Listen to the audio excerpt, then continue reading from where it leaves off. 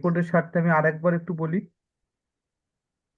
আমি মোহাম্মদ মামুন হুসাইন, এসিএম এ বাংলাদেশ কৃষি ব্যাংকে ফিনান্সিয়াল অ্যানালিস্ট হিসেবে রয়েছি, এবং সাথে সাথে আমি ইনকাম ট্যাক্স প্র্যাকটিশনার, এবং আপনাদের আপনাদের সাথে যুক্ত রয়েছি 2020 সালে। এগুলো আমি বলছি জাস্ট রেকর্ডের সাথে একটু বলা।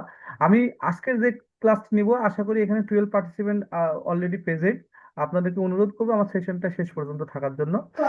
আমরা আ- আশা করি যে আমরা কিছু, যেহেতু কষ্ট করে আপনারা এসেছেন, এই প্ল্যাটফর্ম থেকে কিছু লার্নিং আপনারা নিয়ে যেতে পারবেন, এবং একেবারে সুস্পষ্ট গাইডলাইন আমরা ধরে ধরে দিব ইনশাল্লাহ। এখন যে সেশন সেটি হলো monetary and financial system banking diploma জেআইবিবির প্রথম পর্বের সেশন। এই প্রথম পর্বে এই সেশনটি আমরা কন্ডাক্ট করছি, ইনশাল্লাহ আমাদের সাথে থাকবেন। আহ একটু অনুরোধ করবো, আজকে যেহেতু জয়েন করছেন আজকে শেষ পর্যন্ত থাকেন, দেখেন কিছু আউটপুট আপনারা এখান থেকে নিতে পারেন কিনা। এটা হলো একটি বিষয়। আমরা মানিটারি কোর্সটি 2023-এর সিলেবাসে আমরা দেখেছি। তারপরেই প্রত্যেকবারই কোশ্চেনের প্যাটার্ন ভিন্ন হয়, কারণ কি? কারণ হলো মানিটারি কোর্সের মধ্যে আমাদের ইন ডেপথ কিছু ইস্যু আছে। এখান থেকে কোশ্চেন আসে, মানে ম্যাথ, বিশেষ করে ম্যাথ বেস কোশ্চেন আসে। আপনারা কেউ কি ইতিপূর্বে কেউ মানিটারি কোর্সে পরীক্ষায় বসছেন, নাকি এবারই ফার্স্ট, বা একবার দুবার পরীক্ষায় বসছেন হচ্ছে না এরকম কিছু?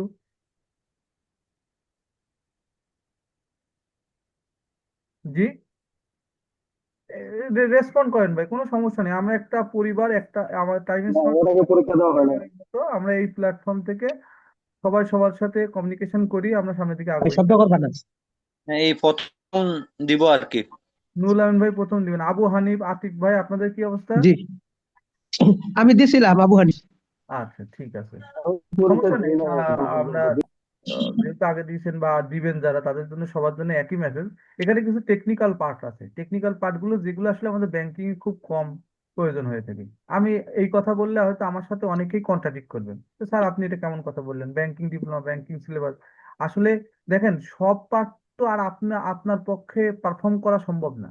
মানে এখানে যে পার্ট, যে অংশগুলো, সেগুলো আসলে ব্রাঞ্চ ব্যাংকিং এ তেমন একটা প্রয়োজন হয় না। তাহলে কোথায় প্রয়োজন হয়? পলিসির ক্ষেত্রে এই পার্টটা বেশি কাজে আসে। তাহলে আমরা তো আসলে সবাই পলিসি মেকিং পার্টের সাথে যুক্ত না, যে কারণে আমাদের কাছে এই জিনিসগুলো আননোন। খুবই স্পেসিফিক, এবং আমরা পয়েন্ট ভিত্তিক কথাবার্তাগুলো বলবো ইনশাল্লাহ।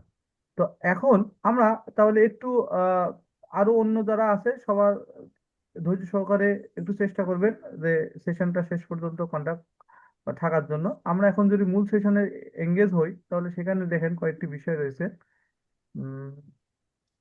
আচ্ছা, তাহলে এটা মানিটারি আমরা দেখেছি নতুন কোশ্চেন প্যাটার্নের কথা বারবার বলছি বা বলা হচ্ছে। নতুন কোশ্চেন সিলেবাস পূর্বেরটা সিলেবাস 2023, কিন্তু কোশ্চেন প্যাটার্ন পরিবর্তন আছে। কোশ্চেন প্যাটার্নে কি কি আছে ভাই, সেই বিষয়গুলো আমরা একটু বলার চেষ্টা করব। কোশ্চেন প্যাটার্নে আমরা অলরেডি এই এখানে একটু বলার, আমরা আমাদের গাইডলাইনটা থ্রো করছি, সেখানে বলার চেষ্টা করা হয়েছে কোশ্চেন প্যাটার্নটা কি আছে।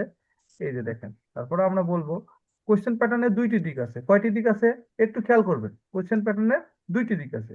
এবারের কোশ্চেন প্যাটার্নের দিক হলো দুইটি। একটি হলো টেকনিক্যাল পার্ট, আমরা যদি একটু দেখাই আপনাদেরকে। আমরা যদি বলতে চাই, সরি,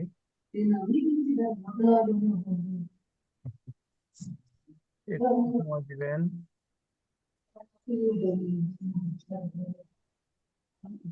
পেনের,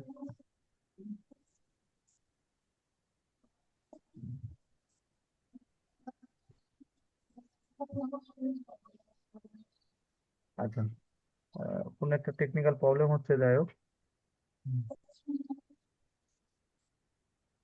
প্রবলেমে আসতেছে না কেন?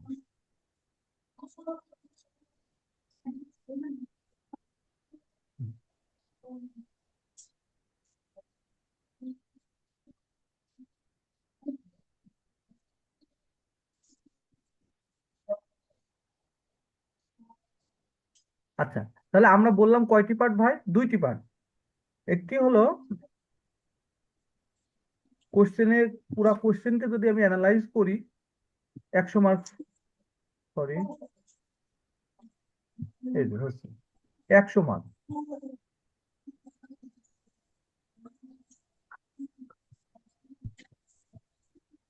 এই যে শোনো, আচ্ছা, 100 মার্কের কোশ্চেনকে আমরা ভাগ করলে আমরা দুইটি পার্ট পাবো, 40% আর 60% পার্ট পাবো। ঠিক আছে, এটা একটু লিখে দেখাতে চাচ্ছি, কিন্তু 100 মার্ক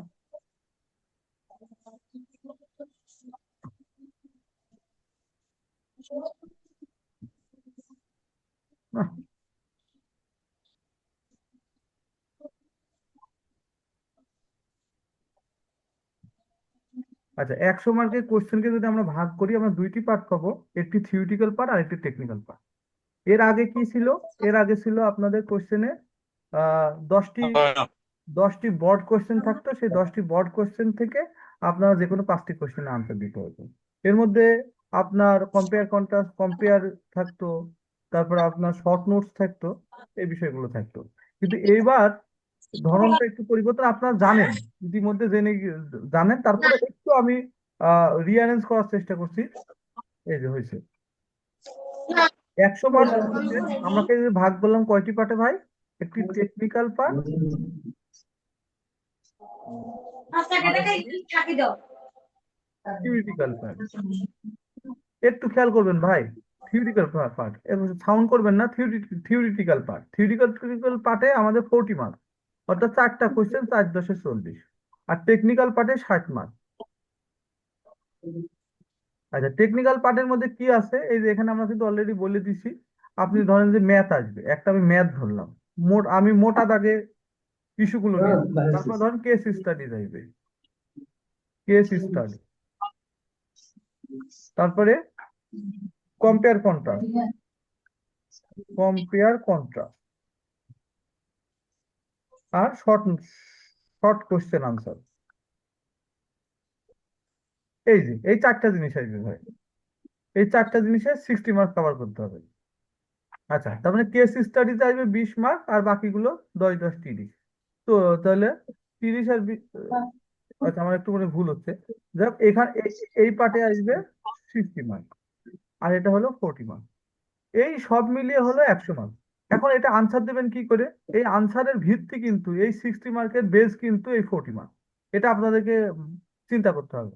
মানে এই 60 মার্কস আপনি কিভাবে কাভার করবেন? আপনার এই জায়গার থিওরি যত মজবুত হবে, এই জায়গার বেসিক যত ক্লিয়ার হবে, যত বেশি আপনি সিলেবাস সম্পর্কে ভালো জানবেন, যত আপনি আইবিবির ম্যানুয়ালের ভিত্তিক যে টপিকগুলো আছে, টপিক ভিত্তিক আপনার নলেজ থাকবে, তত কিন্তু আপনার জন্য সহজ হবে। আচ্ছা, আমাদের 100 মার্কস পাওয়ার দরকার নেই। আমাদের কত দরকার? আমাদের বলেন তো কত দরকার ভাই? 40 মার্ক। 45 45 পাইলে হবে না?